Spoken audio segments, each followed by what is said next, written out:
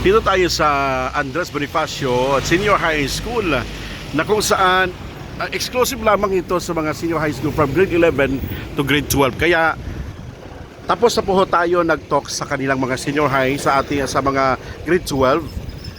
At nung natanong ko po kung ilan po ba ang kanilang mga estudyante population, it's just 160 students from grade 11 to grade 12. Kaya konti lang po ang kanilang mga galing ho dito sa school na ito dahil bago pa po itong school na itinayo nila. It's just 2016. So just almost 8 years pa lang, no, ang kanilang school na ito na napakaliit talaga, no, ilang square meter lang.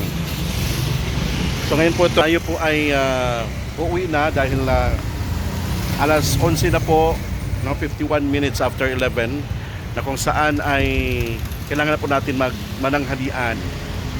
So medyo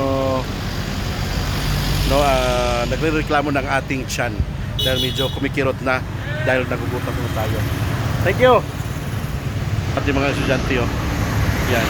So it's already almost 12.